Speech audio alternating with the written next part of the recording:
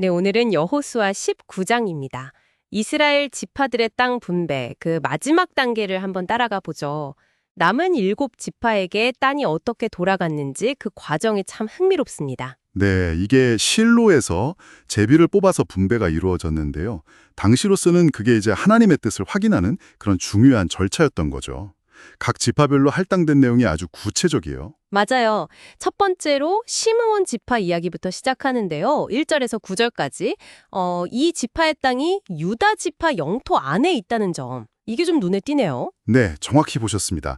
9절에 그 이유가 설명되어 있어요.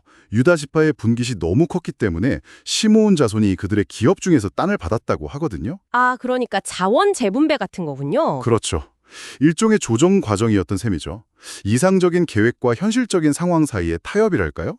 뭐 부엘세바 같은 주요 성읍도 포함되고요. 네, 다음은 스불론 지파 10절에서 16절인데 여기는 경계 설명이 아주 상세해요. 12성읍이 언급되고. 근데 15절에 베들레헴이라는 이름도 보이는데 우리가 아는 그 베들레헴은 아니죠? 아, 네, 맞습니다. 그 베들레헴과는 다른 곳이에요. 이름만 같은 거죠. 이렇게 경계를 자세히 기록한 건 아마도 각 지파에게 할당된 영토의 소유권을 분명히 하려는 의도였을 겁니다. 아, 그 땅의 중요성을 강조하기 위해서군요. 네, 그렇죠. 여기가 우리 땅이다, 하나님이 주신 기업이다, 이런 의미를 명확히 하는 거죠. 네. 스불론에 이어서 이사갈 17절에서 23절, 아셀 24절에서 31절, 납달리 32절에서 39절 지파가 쭉 나오는데요. 여기도 성읍수가 꽤 많네요. 이사갈 16개, 아셀 22개, 납달리 19개. 네, 각 지파의 위치도 좀 눈여겨볼 만한데요. 예를 들어 이사갈은 이스라엘 평야 쪽, 요단강에 이르고 아셀 지파는 지중해 연안 쪽이죠. 시돈이나 두로 같은 주요 항구 도시 근처까지 갑니다. 28절, 29절. 아, 해안가군요. 전략적으로 중요했겠는데요. 그렇죠. 무역이나 교류에 유리했겠죠. 납달리는 또 갈릴리 호수 서편이랑 북쪽 경계를 아우르면서 다른 여러 지파랑 접하고요.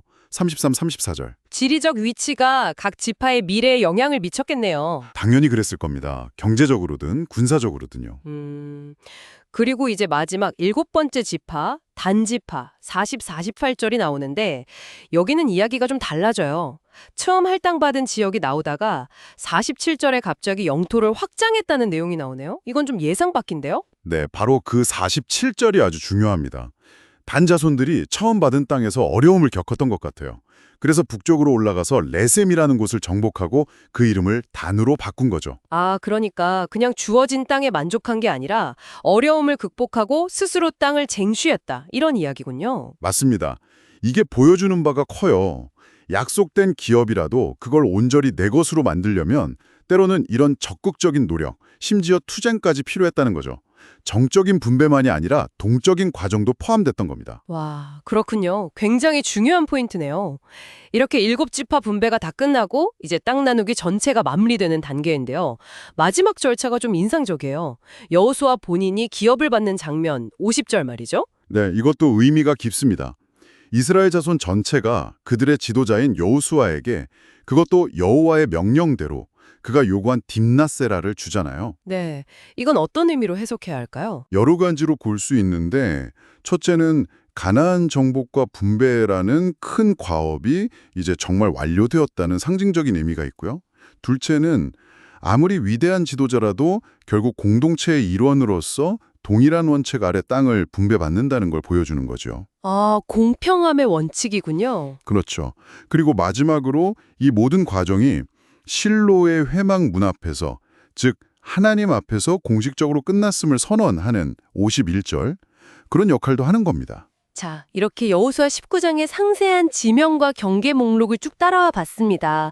어떻게 보면 그냥 지명 리스트 같지만 이게 참 네, 건조해 보일 수도 있지만 사실은 한 민족 공동체가 신적인 인도와 또 아주 현실적인 도전들 사이에서 자신들의 자리를 잡고 또 질서를 세워나가는 그 과정을 생생하게 보여주는 기록인 거죠. 맞아요.